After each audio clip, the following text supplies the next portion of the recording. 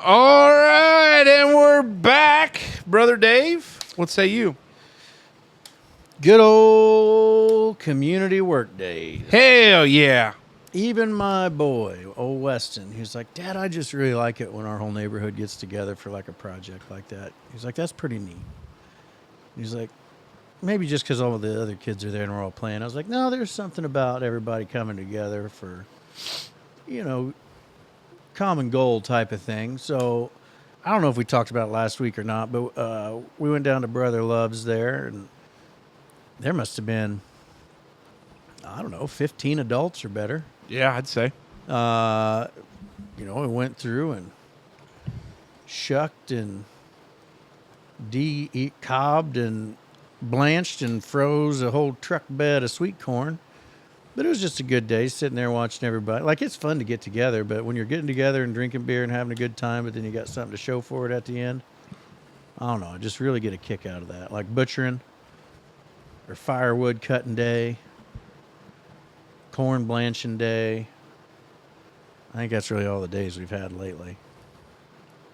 Yeah, I will say this is going to surprise some, but I was invited down, and I did show up with the two kids. Yeah, stayed most of the day. Yeah, and stayed quite a while and put some work in. I was really, if we're going to be honest about it, Brother Dave, I was really nervous about being the new guy and making sure I worked hard. So I probably worked a lot more than maybe I looked like a try-hard, so I apologize if I was, but I was just, I wanted to show that, I'm just not some lazy desk jockey, white-collar guy, that I can roll my sleeves Poor up. Ritters, they had already been planning to come, and then the corn was ready. It's like, yeah, you can still come, but we got, corn day. Oh, he jumped right. Oh, yeah. And his lovely bride, Mrs. Ritter, showed, she was there too with the kids, and she was grateful enough to watch the kids while they swam. Yeah. She probably had the most important job. Yeah, everybody survived. And, she did that part, and it was good to, Mr. Ritter to, work with him a little bit. And, we only had one injury. Brother Dave, tried to slice his finger off. Just got into it a little bit. It wasn't bad, but if it was you didn't get no blood in the corn pot, no, did you? And that's what I was gonna say. If we were doing it at the house, like it wasn't bleeding much, and if a kernel or two of corn out of the whole thing before it got blanched, had a little bit of blood in it, we'd have just kept on trucking. Yeah. But since it was community corn, you know what I mean? Like, he was being very courteous about it. Well, and I feel bad because I had the old fish trimming machine when we were decobbing, and I was working right alongside Brother Windholt there, and because of that slicing machine, it was hard to control, and he got a lot of off-fall on it, and I tried to be a good decobbing neighbor, but it was good. It was a lot of fun, and we had and I had to leave early because I got the text message. I knew my time was limited. I really would have loved to stay all night and just tie one on because it's been a spell. But the wife was like, hey, what are you going to do? Like, et cetera, et cetera. And there was food down there, so that was nice. The Loves provided tacos. So I was able to feed the kids, get back that way. But her word was don't linger. Don't linger. And I guess I have a habit of lingering a little bit. Yeah. And that's okay. Yeah. And that's okay, but she did. And the kids had fun. They played. There's some kids there that go to Holland, so Zoe, knew him. Rhino was a little bit, not had a bunch of kids his age, but he's an amoeba. He can mold to everywhere. But it was a lot of fun, and I've already, hopefully secured, an invite to butchering. Going to take the PTO to do it when the time comes, and didn't make the onion cutting. You forgot the onion cutting on there for your community work day. Oh yeah, I didn't make that one either. So, but I told Janelle, I made a point of it. Like, hey, I'm going. I'll take the older two. You take the younger two. Make it work. And it did. We had Mosquito Fest activities most of the day. Two kids playing wiffle ball down there, which, by the way, that weekend in general, great weather. The weather was unbelievable. I think we were talking that that's probably the first mosquito fest in the history of mosquito fests that I can remember. That the humidity was gone, the high temps were in the 80s, the lows were in the upper 60s in the morning. Max had that first game at like 8 a.m., and I kept the book and ran the score booth for the youth field. And I probably could have got away with a light sweatshirt because it was almost had a chill to the air that morning. It teases you. Yeah, I know, and it was such a beautiful day. And then we ended up finishing up about. They got beat simultaneously. They got beat on separate fields, so we ended up getting done at the same time. Got out of there about 6:30. Made it down to Cornfest about 7 or so, and they were just wrapping up the last 2 or 3 batches of bagging. Yeah, you probably missed me by 15 minutes. Yeah, but the same thing. Everybody was there. Everybody had been working all day. Everybody was covered in corn.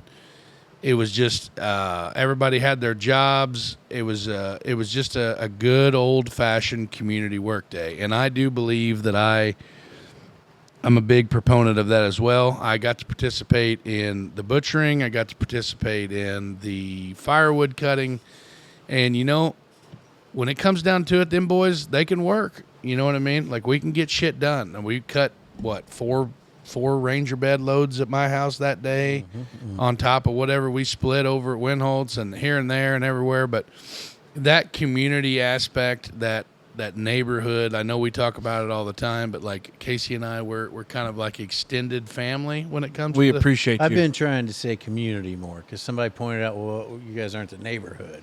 Right, but it's a community thing. It's more well, of sometimes I feel like we get treated as outsiders. That's okay, but that's fine. It's totally fine. Like, I'm not going to put a for sale sign in my yard to try to get closer. I'm not going to do it. Just not feasible, not just because I don't want to. Well, if you were going to, let me know first because I will just buy up the block. Yeah, and that's fine. But like, I love it. The side-by-sides, the kids, and that was one thing too, like, we used to hang out with some other folks quite often, and then like your kids, I'm a huge believer that your kids will direct the creek that your canoe goes down, and I believe that, like, with the Smoker boys, the Lindemann kids, the Love kids, the Winholt girls, the other folks in the neighborhood that are kidless, you know what I mean? Like, everybody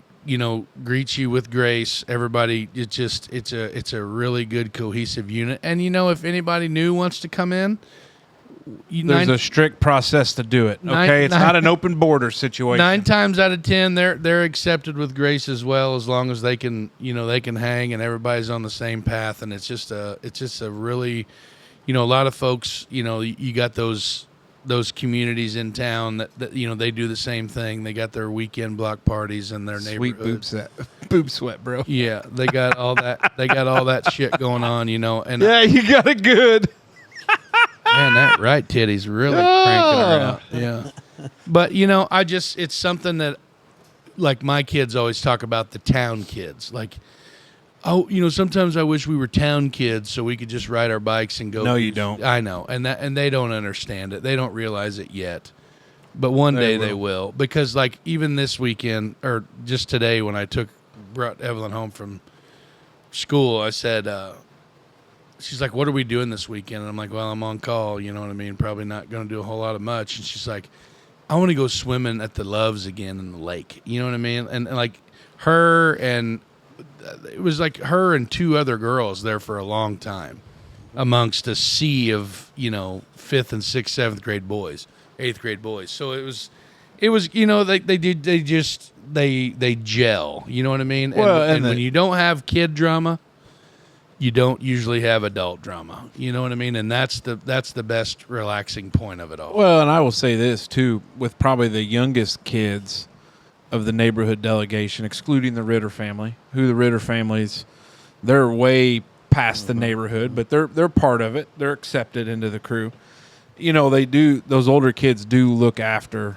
Like, I do believe that if something were, like, I know yours would. Yeah. But like I know the Love children, like they would they've been raised right by mom and dad. That if Zoe was in trouble, Even or Ryan though their was in dad's a trouble, wildcat. well, I'm not going to say that. He's good. He's a good one. He's a good one. But no, it was a blast. And it's the tough spot for us is like with the newborn. There's not like my wife does get out of the house. Like I don't just say, "Hey, you have to stay home while I got to go do this stuff." Because I know like some of the ladies down there would like to, spend time with Janelle because she's kind of a mystery. She's a little bit of a mystery to some of the ladies now. Like. Jenna and Justine, they know her a little bit better. But, when we went to steak night with our friends over there at St. Henry, shout out to our St. Henry folks over there. We appreciate you. They got to see her with her hair, she was pregnant, but she was a designated driver, which creates the problem that if, you guys have tickets, if we're fortunate enough to be asked back, we'll have to figure that out. Yeah. Because, It's her turn. Yeah, but I can't turn down a cold beer with the boys. Gosh darn it. But we'll figure out how to get Wyatt compensated to make the trip a couple times or something. Yeah, we'll figure it out. Yeah, but there's enough vans in this neighborhood to get everybody home. Well, and I'll say this too, like I've kind of grown my street cred in the neighborhood. I've got a couple Denny's trips under the belt. One was a complete hoodwink. Yeah. One was a complete Dave, like you probably should have had a better read on the situation, and I was more or less like footloose and fancy free. And I had enough beers where I was like, yeah, I could go eat some Denny's, Or well, we didn't know it was Denny's at the time. It was fried food. The posing of the question was very vague, which I've learned now a little bit more to insert detail into things. But yeah, it's good, and we talk about it. Like our big thing is we love small towns and small communities because what makes them great is that element of your neighbors, what's going on. Like you don't have a bunch of strangers, and to outsiders they'd say, well, you got this elitist mindset. No, it's clicky. not. Yeah, you guys are a bunch of clicky bastards. But you know what? It's not true, because if you put your feet in the water and you join us, you're going to realize like, oh, it's not clicky. It's just good people, and everybody else looks at them from the outside. Mm-hmm. Love it. 100% in it. Hell yeah. Anyway, that's what I was just thinking about that, and I was surprised that Weston brought it. I really liked it. Yeah. Heck yeah. Zoe and Ryan were pissed because they thought we were going to come back, and I was like, guys, you're home for good. Like they ain't no going back. You're done. Yeah, and they do. I mean, they could play all day. Now I will say, they're the neighborhood gatherings, the community gatherings, are not just lawless where parents just sit around and drink. Because I saw some parenting down by the lake, and she knows who she is. If she's a fan of the show, she knows who she is. She went down and laid the law, and I thought she was going to get off that four-wheeler, whip some boys' asses, because there was a little bit of talk back, and she didn't budge because there's some boys riding bikes into the lake. Uh-oh. And she went down there and set the record straight. Said, you got kids swimming, you got other people on the beach. Like, this isn't a good idea. A little bit of back talk, and I thought she's going to have to come down and backhand some boys. But they knew that certain aunt was she wasn't f***ing around. They abided. Well, they were going to, or they were going to get drowned. That's for sure. But nice. Look forward to it. When we get to the fall, there is, the one time we open up the south side of 1025, which is the hill down there. We do the porch party. I hope the community does. I'll have to probably send out. That's what I'm going to do. I'm going to do like a formal invite with an RSVP to him. In the mail to him, just to see. What's your address? Yeah, I'll be able to look it up. I might hand deliver it. Be like, here, your presence is formally requested. You've been summoned. Yeah, well, we're not going to go that far. But, when you look forward to it, and there was some talk about some deer camp invites, and hopefully that's been asked for a couple years now. And I think that would be fun. It is. Now, if the recording content at the deer camp may be, that could be like episode 1, take 1, where we don't need anybody's careers ruined. No. Yeah, we don't need that. But yeah, it is good. And you know what? Hey, folks out there, we got a lot of listeners that aren't from necessarily this part of the world where they understand that. It's simple. Go over there and meet your neighbor. Go over and meet the neighbor to your north side or to your south side, and do your part to start doing that, and you'll find out a good community feel is what makes the area great. Or if you want to see what this one's like, you can come out to the Wandering Dutchman Backyard Barbecue Contest September 13th in Holland, Indiana, and it's pretty much that crew. Yeah, it'll be a good time. It will be a good time. So that's it.